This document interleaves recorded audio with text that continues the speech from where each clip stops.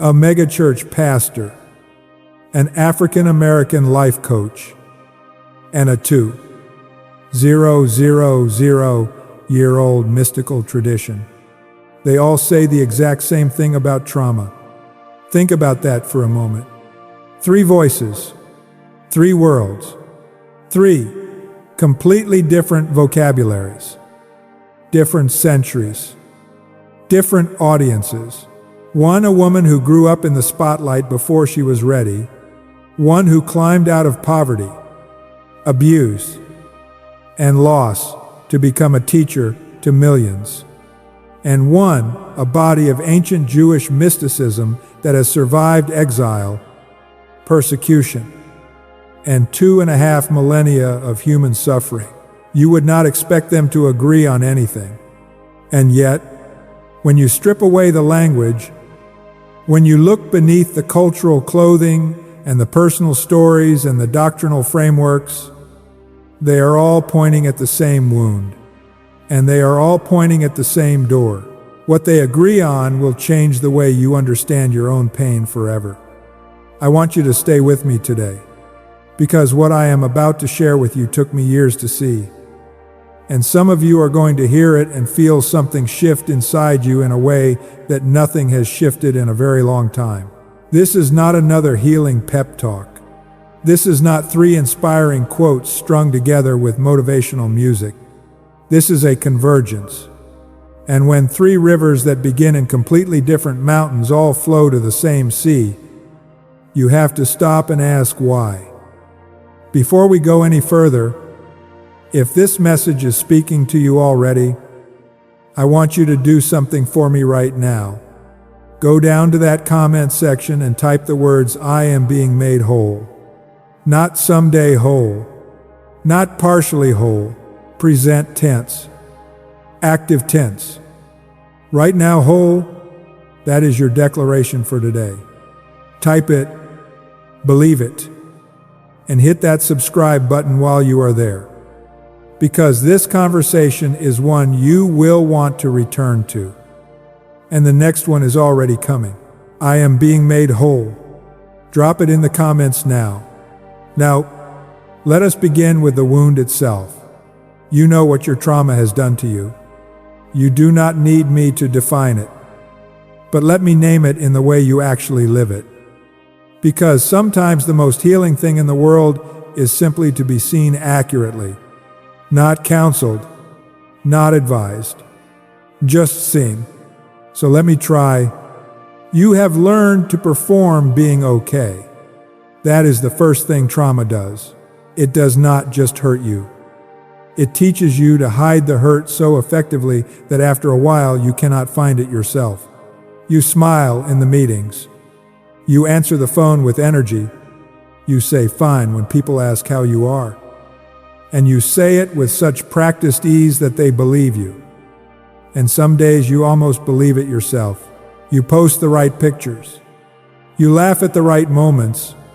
You have become a remarkably functional, articulate, presentable person who is running on a wound that nobody in the room can see. And then 3 a.m. comes, and the performance is over, and the house is quiet. And there is that thing sitting in the corner of your chest that never leaves. That particular heaviness, that low-grade ache that does not have a name you can say in polite company. You have carried it so long you have started to mistake it for your personality. You are not lazy. You are not weak. You are not broken in the way people mean when they say broken. Like an appliance that is just done working. You are something else entirely. And we are going to get to that. The second thing trauma does is it rewires your expectations. You stopped expecting the good thing. Somewhere along the way, after enough disappointment, after enough times the floor gave out beneath you at the worst possible moment. You made a quiet inner agreement. You agreed to want less, to hope smaller, to keep your ceiling low so the fall would not be as catastrophic. You did that to protect yourself. I know you did. And it was an intelligent, adaptive, completely understandable thing to do. And it worked. In the way that building a wall works. It kept some things out. But it also sealed some things in. The third thing trauma does is it colonizes your future. This one is the most insidious. You are not just carrying what happened. You are projecting it forward. Every new relationship, every new opportunity, every new morning that arrives with a sliver of genuine hope. You look at it through the lens that the wound made. You do not see the new thing clearly. You see the ghost of the old thing wearing the new thing's face. You are not doing this on purpose. You are not choosing to sabotage. Your nervous system is doing exactly what it was trained to do, which is to look for the pattern that hurt you before and protect you from it happening again. The problem is that this protection system cannot tell the difference between a real threat and a new possibility that merely resembles an old threat in some superficial way. So it fires the alarm on everything. And eventually you stop going toward things, and eventually the future begins to look like a smaller and smaller version of the past. Are you tired of managing it instead of actually healing from it? Have you ever wondered why you can understand your trauma intellectually? Work through it in sessions. Journal about it until the pages run out. And still feel it living in your body like a tenant who refuses to leave. Do you feel like the version of yourself that existed before the wound is someone you can barely remember? A stranger you passed once in a photograph? This is the question that Sarah Jakes Roberts, Iyanla Vanzant, and an ancient tradition called Kabbalah all answer the same way. And the answer is both simpler and more radical than you have been told. Let me tell you who I am and why I know this. My name is not important. What is important is what I have spent the last 2 decades doing, which is sitting with ancient texts and sitting with living people and finding the places where those two things illuminate each other. I was trained in both pastoral theology and in the study of Jewish mysticism, and I have spent years in the uncomfortable, extraordinary space where those traditions collide and where the light they produce together is brighter than either one alone. I have sat with people who have lost children. I have sat with people who survived things that should not be survivable. I have walked through the long corridor of someone else's darkness, holding one candle and praying it would be enough. And what I have found, again and again, in the ancient books and in the living rooms of real people, is this: the greatest obstacle to healing is not the wound itself. It is a fundamental misunderstanding of what the wound is for. Stay with me. Let us start with Sarah Jakes Roberts. If you do not know her, she is the co-pastor of one of the most influential churches in America, a best-selling author, a speaker, an entrepreneur, and a woman who has been publicly broken more than once. She was raised in the spotlight as the daughter of one of the most prominent ministers of the last 50 years. And she stumbled under that weight, early and visibly, and what she built from that stumbling is what makes her worth listening to today.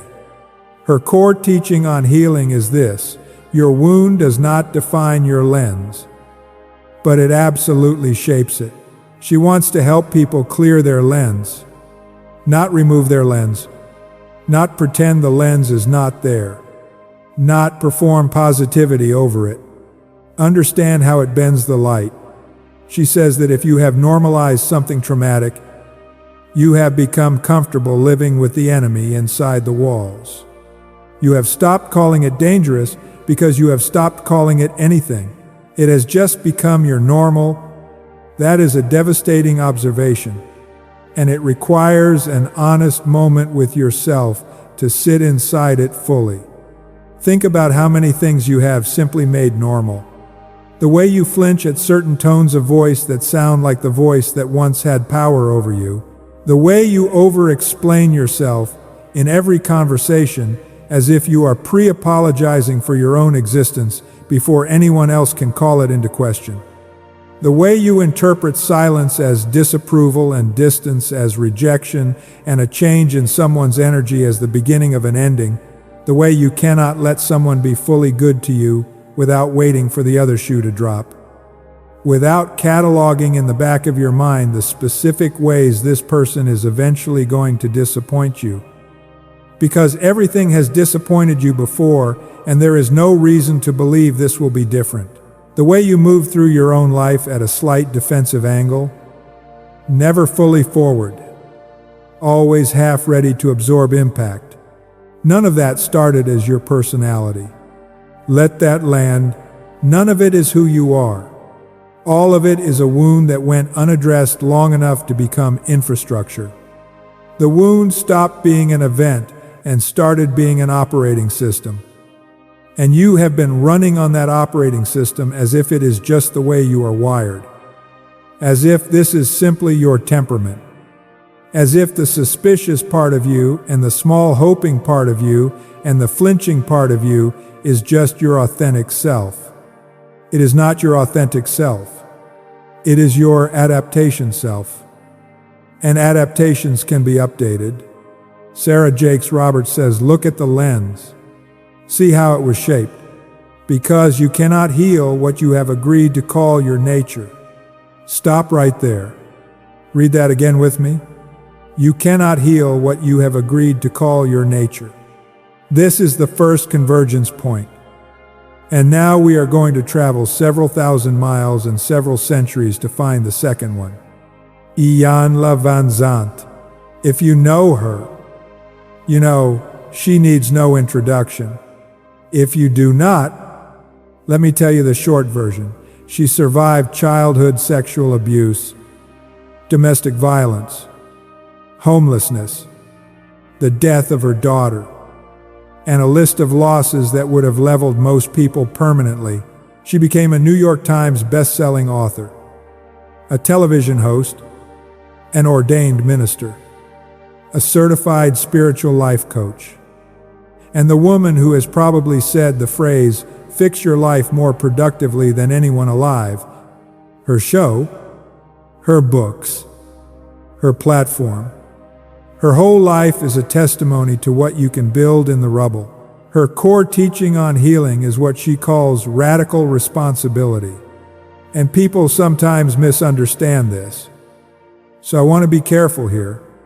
Radical responsibility does not mean that what happened to you was your fault. It does not mean you earned your wound. It does not mean the people or systems that caused you harm get to walk away without accountability.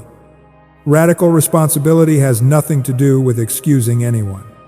It means that healing cannot happen as long as you are waiting for the person or the system or the circumstance that broke you to come back and put you together. Radical responsibility is the moment you say, I did not ask for this. I did not deserve this. And I am the one who has to do the work of my own restoration. Not because it is fair. Because it is the only way out. Because the alternative is to let the thing that broke you also decide when and whether you heal. And that is a power you cannot afford to give to anything that was already unkind to you. She also teaches something she calls spiritual hygiene, the idea that our inner life accumulates residue the same way a body accumulates grime, and that without deliberate, regular practice of clearing, we become what she calls spiritually congested. The trauma does not stay in the past. The trauma becomes smog. It coats everything. It dims every new relationship, every new morning, every new possibility, because you are breathing air that is full of what happened to you. And you do not even notice it anymore because it has been the only air you have breathed for years. You have adapted to the smog. You have normalized the smog. The smog feels like home. And then someone comes into your life who breathes clean air, and you wonder why being around them feels strange. Why the space they inhabit feels somehow uncomfortable. Why the lightness they carry makes you faintly suspicious rather than relieved. That discomfort is the smog recognizing the clean air as foreign. That is the wound protecting itself from the conditions that would heal it. Listen to me carefully. Iyanla says, you must find the thing inside you. Reach into the wound, pull out the core of the pain, and make peace with it, not bypass it, not perform positivity over it, not cover it with prayer without actually touching it, not spiritualize it until it becomes invisible and therefore impossible to address. Make peace with it, look it in the face, call it by its real name, and then, from that honest encounter, release it, not because you have fully processed it, not because the grief is gone, but because you are withdrawing your consent to let it keep running your present. And then, daily, maintain the clarity you have reclaimed, because the smog always tries to settle again. The old patterns have momentum. The old conclusions have gravity. Every morning you wake up and you have a choice to maintain the clearing or to let the drift begin. Iyanla makes this point repeatedly, and it is one of the most practically honest things I have ever heard a spiritual teacher say. The work is never done once and then over. The work is a practice, a daily practice, a daily choice to maintain the space you have cleared. That is the second convergence point. Now we go to the oldest voice in this conversation. We go to a mystical tradition that is nearly 2,000 years old in its recorded form, even older in its roots. We go to Kabbalah. Most people, when they hear the word Kabbalah, think of celebrity spiritual tourism, red string bracelets, and pop stars dipping into ancient wisdom for aesthetic reasons. That is not the Kabbalah I am talking about.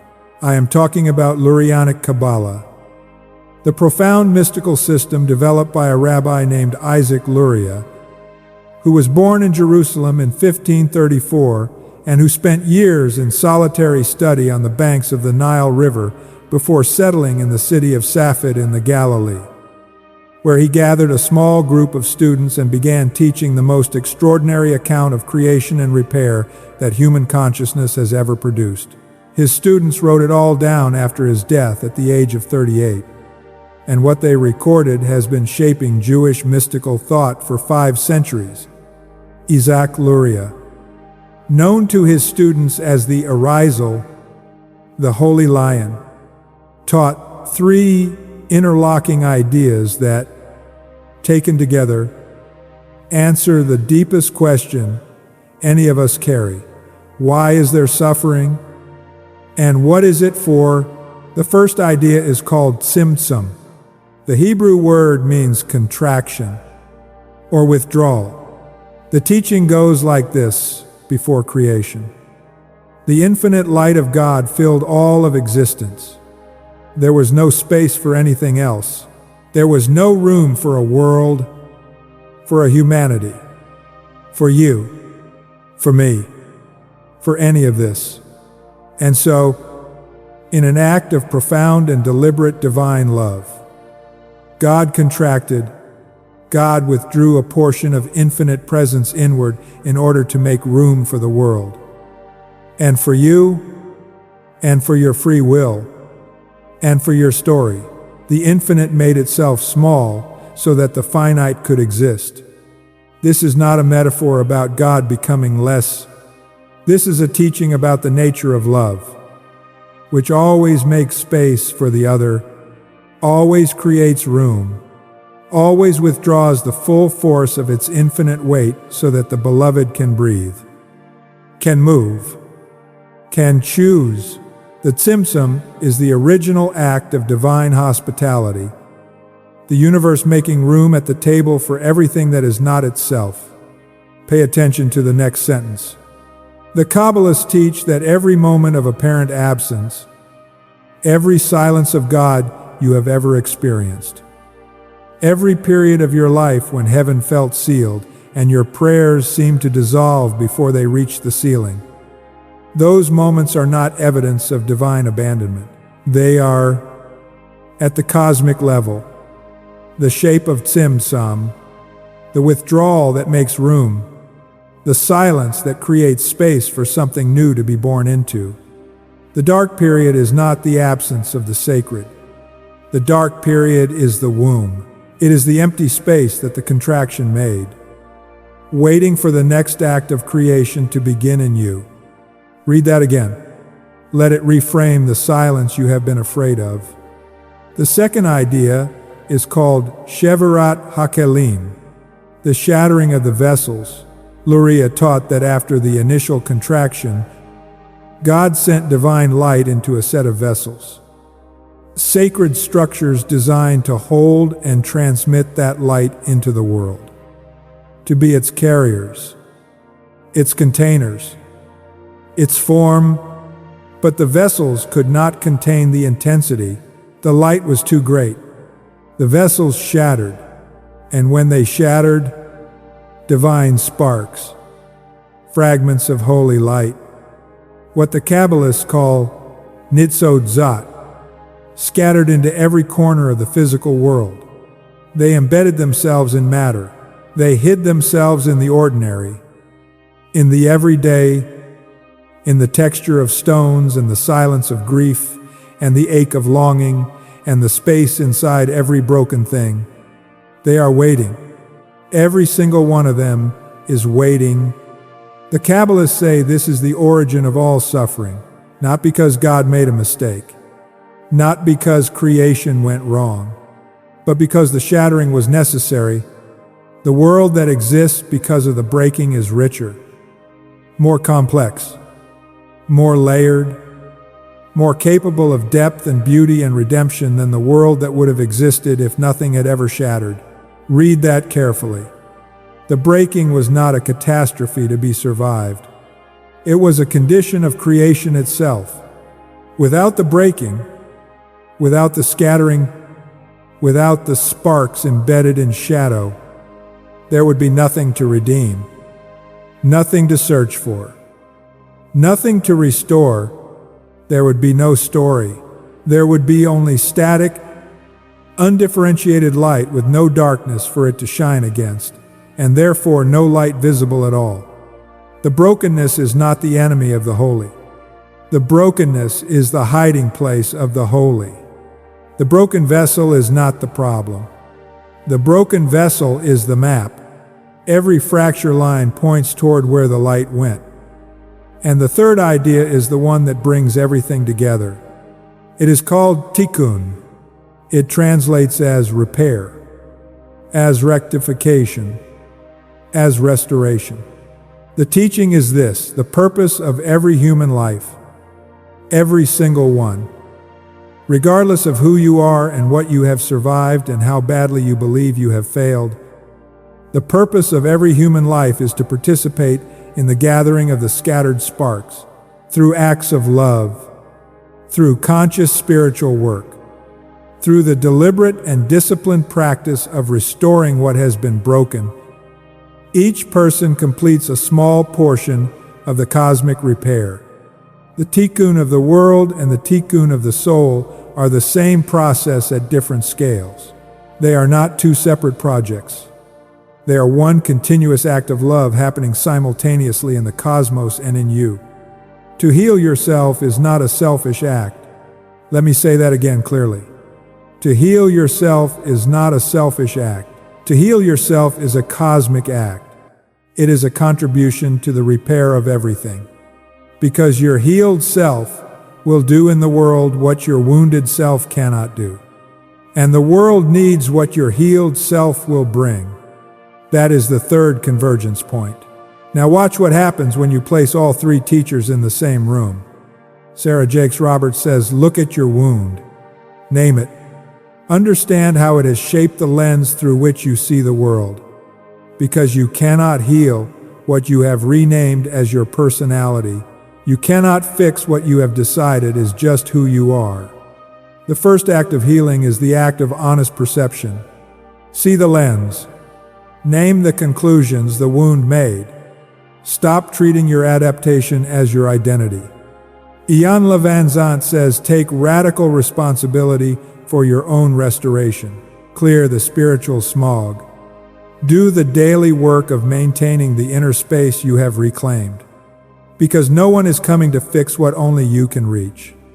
And because the wound has already taken what it took, you will not allow it to take your future as well.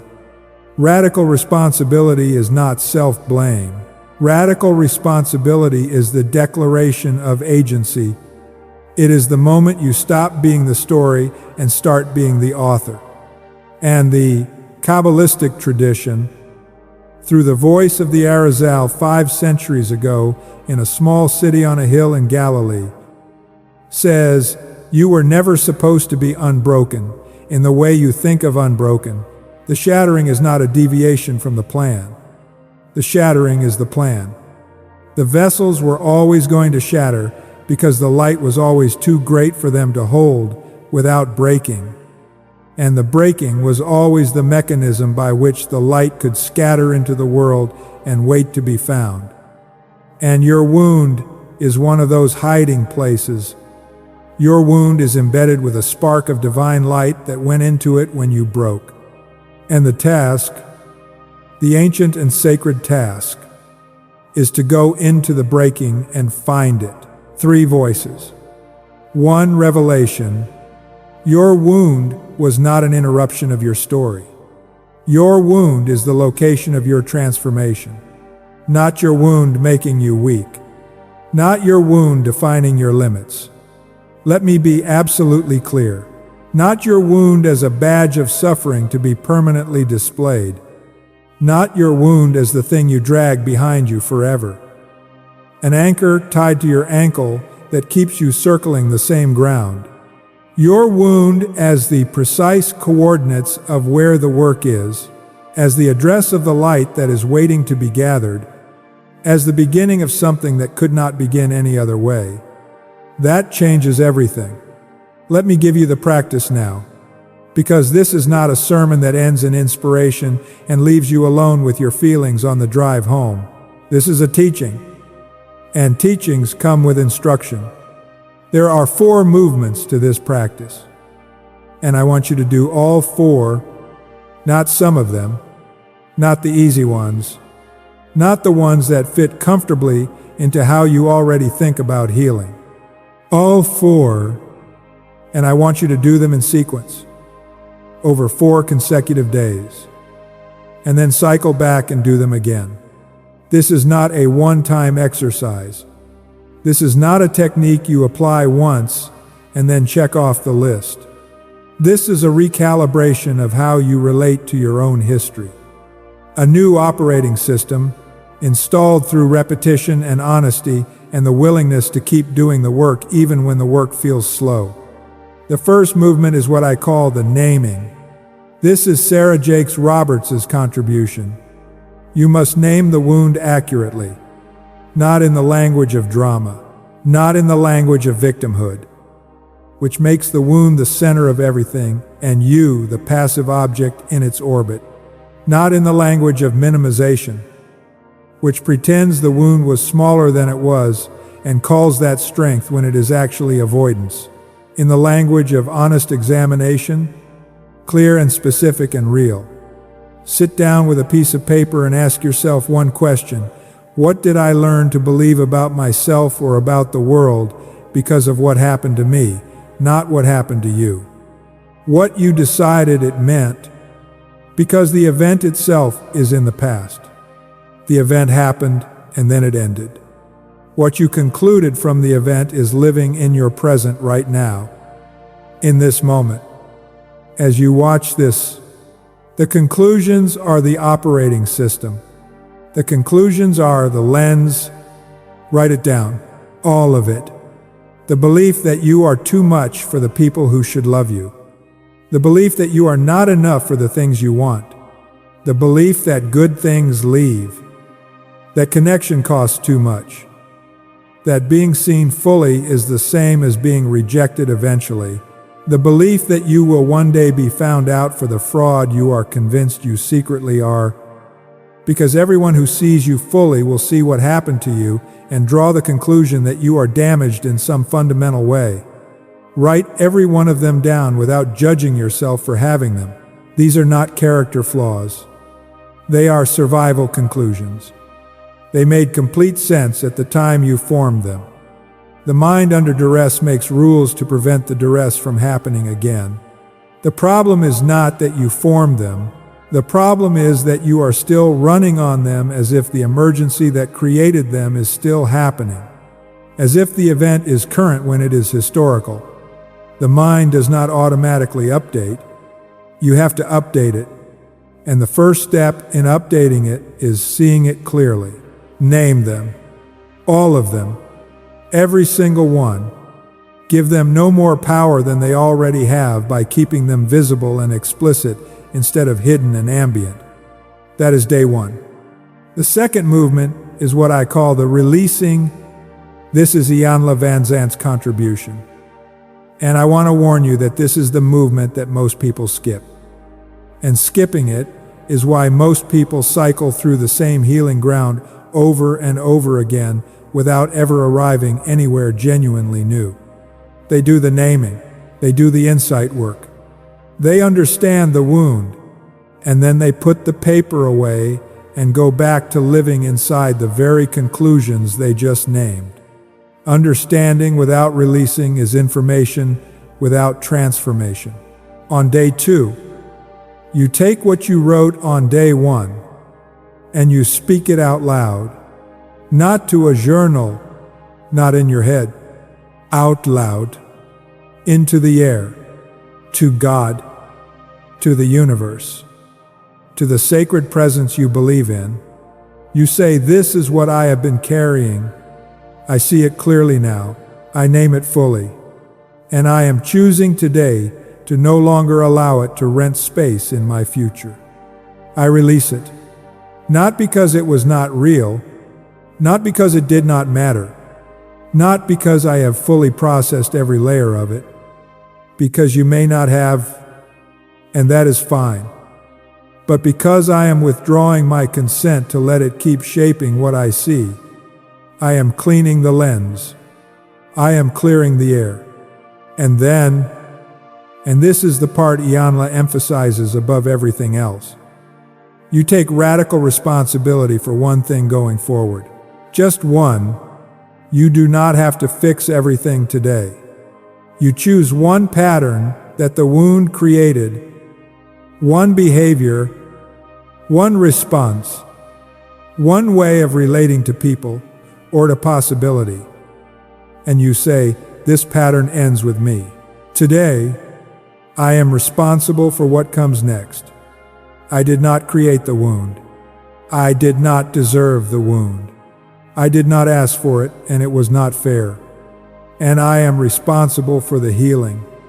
Both things are true simultaneously. Both things must be held simultaneously. The wound was not your fault, and the healing is your responsibility. And these two truths coexist without contradiction.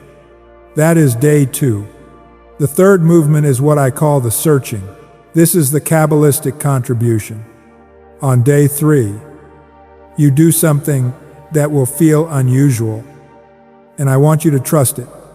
You go looking for the light that is hidden inside the wound, not around it, not past it, inside it. The Kabbalists teach that in the shattering, the divine sparks did not disappear. They did not go up in smoke. They went underground. They embedded themselves in the very material of the breakage. This means that inside your deepest wound, at the center of the thing you most wish had not happened, there is something of profound value waiting to be reclaimed. Something that could only come from going through what you went through. Not because you had to go through it, but because you did, and it left something behind. A compassion you did not have before the suffering. The specific, precise compassion that can only come from having survived what you survived. The ability to sit across from someone in a particular kind of pain and say, I know that territory, I have been there, and I am still here, and so can you. A depth of empathy that only people who have truly suffered can carry without it cracking them. A wisdom that cannot be taught in any classroom because it cannot be transmitted academically, only lived into. A capacity to hold someone else's darkness without flinching, without immediately trying to fix it or explain it or make it more comfortable, because you have been in the dark yourself and you know it is survivable. And your presence in the room is itself a testimony that survival is possible. Sit with the wound on day 3 and ask it a different question than you have ever asked before. You have asked it why. You have asked it why me, and why this, and why then, and why so much. Those are not wrong questions, but they are not the questions that find the sparks. The question that finds the sparks is, what is buried here that is actually mine? What have I been guarding without knowing it? What quality of soul? What gift? What depth? What capacity did this experience produce in me that I would not have without it? Write down what you find. It will surprise you. The things you find in that inventory are not small. They are among the most important things about you. That is day 3. The 4th movement is what I call the returning. On day 4, you take everything you have found, everything you have named and released and discovered, and you bring it into relationship. You offer it back to the world in some specific, concrete form, not as a concept, not as a plan you will execute eventually. As an action you take today, a phone call to someone who is suffering the same thing you suffered, where you do not offer advice but simply offer your presence and your witness. I have been there, and I am still here. A conversation you have been avoiding that needs to happen with honesty instead of performance, where you say the true thing instead of the manageable thing. An act of service that costs you something real, not the surplus you were going to give anyway, but something from the center of what you have found. A piece of creative work that carries your truth into the open air. A letter, a song, a painting, something made with the hands from what the wound taught you. This is tikkun. This is repair. This is the moment when your private healing becomes a contribution to something larger than yourself. This is when your wound becomes someone else's medicine. Not metaphorically. Literally, the specific compassion you developed inside your specific breaking is exactly what someone else in your specific world needs to receive right now. The specific wisdom you found in your specific dark is the wisdom someone close to you is desperately searching for at this exact moment and cannot find because you have not yet brought it out of the interior and into the open. The gathering of the scattered sparks does not happen by staying in solitude with your own healing forever. The sparks gather when the healed person takes what they found in the breaking back to the world. When the restored one says, "Here is what I learned in the dark." When the one who survived says, "You are not alone in this." When the one who was shattered says, "I know where the light hides." That is day 4. And then you start again at day 1. Because healing is not a destination you arrive at and then stop moving. Healing is a practice, a cycle, a living conversation between who you are and who you are becoming. A conversation that deepens every time you return to it. Name, release, search, return. 4 movements, 4 days, repeated. This is what a megachurch pastor, a life coach forged in fire, and a 500-year-old mystical tradition all agree on. Not in those exact words, but in that exact structure. See the wound clearly. Take responsibility for your own restoration. Look for what the breaking hid, and bring it back to the world. Now I want to speak past the teaching for a moment. I want to speak directly to someone specific. Someone watching this right now is at the point where they have almost convinced themselves that it is too late. Not intellectually. You would not say that out loud. But somewhere in the body, somewhere beneath the performance of being okay, there is a quiet internal verdict that has been forming for a long time. A verdict that says, this is just who I am now. This is the ceiling. This is the permanent shape of my life. Other people get the breakthrough. Other people find the healing. For me, this is it. I want to speak to that directly. That verdict is not truth. It is the wound talking, and the wound is a liar. Because here is what I know about you based on the single fact that you are still watching this. You have not stopped looking.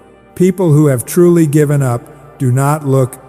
People who have made their peace with permanent limitation do not spend time sitting with a message like this one. You are here because something in you still believes there is more. Not hopes. Believes. Even underneath the doubt and the exhaustion and the years of trying and the disappointment that stacked up like unpaid bills, there is something underneath all of it that has not quit. That something is the spark that survived the shattering. That is the divine light that embedded itself in you when everything broke. That restlessness, that refusal to fully accept the verdict, that small stubborn voice that made you click on this video today, that is the light waiting for you to find it. And someone watching this right now, you know who you are. You have been carrying a wound that you have never told anyone the full truth about. Not in therapy. Not to your closest friend. Not even fully to yourself. You have told the edited version, the version that makes it manageable. I want you to hear this. You do not have to tell everyone, but you need to tell someone. And the first someone needs to be yourself. The naming is waiting for you. Day one is waiting for you. The paper and the pen and the honest sentence that begins with, I learned to believe, and ends with the thing you have been afraid to write down. Write it down. Today, because the Psalm says it plainly. And this has been verified by people who have carried it in their bones for 3,000 years. The Lord is close to the brokenhearted and saves those who are crushed in spirit. That Hebrew word for brokenhearted is shavar. It means shattered into splinters. Not just sad. Not just disappointed. Shattered into splinters. And the promise is not that the shattering will be reversed as if it never happened. The promise is that the presence is closest exactly there. In the exact center of the shatter. That is where you are found. That is where the repair begins. That is the convergence. That is what the pastor and the life coach and the ancient mystics all agree on. Not that you will be put back together like nothing broke, but that the breaking is the location of the encounter. That the wound is the address. That the place you have been trying to get away from is actually the place you have been trying to get to. And I want to say one more thing before we close, because there is a practical danger that comes with beautiful ideas. And I want to name it directly. The danger is using the insight to avoid the practice. The danger is hearing something that makes deep sense and saying, yes, that is exactly right. And then putting it down and walking back into the same patterns as if the truth alone were enough. Truth is not enough without practice. Understanding is not enough without action. The insight that your wound is the address of your transformation is powerful. It is also useless without the four movements. Name, release, search, return. Do not let this become a beautiful thought you had once. Let it become a practice you do consistently. Let it become the structure of a different relationship with your own history. Let it become the beginning of the day that something actually changes instead of the day you almost let something change. Sarah Jakes Roberts says, you have to clear the lens. Iyanla Vanzant says you have to take radical responsibility and do the daily spiritual hygiene. The Kabbalistic tradition says the repair of the world begins with the repair of the self, accomplished through the deliberate, ongoing work of gathering what the breaking scattered. 3 voices, 1 instruction, 1 life, yours. And I want to close with something I believe with everything in me. You did not find this video by accident. You were looking, even if you did not know what you were looking for. And what you found today is not the end of something. It is the beginning of a different conversation with your own story. The beginning of the practice, the beginning of the gathering, not the gathering of what you lost. You cannot always get back what was taken. The gathering of what the breaking produced, the compassion, the depth, the wisdom, the capacity for real empathy that only suffering teaches, the stubborn refusal to stay down that you have mistaken for obstinacy when it is one of your most profound spiritual gifts, the light that was buried in the breaking, waiting for you to come looking. Go find it. It has been waiting a long time. Now, one last thing before I let you go. Go down to the comments right now and type those 4 words again. I am being made whole. Drop it in the comments. Let it be a declaration, not a hope, a statement of what is already in motion. Because healing is already in motion in the person who has committed to the practice. You committed to it today. Share this video with 1 person. You already know who. There is someone in your life who needs to hear exactly this today. Send it to them. That act of sending is itself a form of tikkun. That is you participating in the repair by bringing the light you found to someone still searching. Subscribe if you have not. Turn on the notifications. There is more to come, and it builds on what we started here. May the wound that has been your heaviest burden become the source of your deepest contribution. May the breaking that nearly ended you become the beginning of a wholeness you could not have imagined from the other side of it. May you find the courage to do the 4 movements, not just once, but consistently, as a practice, as a discipline, as a way of living that honors both what you survived and what you are still becoming. May the sparks you gather in your own darkness light the way for someone who is still in theirs. And may you know, at the level of the body and the spirit and the oldest part of your soul, that you were never as alone in the breaking as it felt. Not for a single moment. Go be made whole.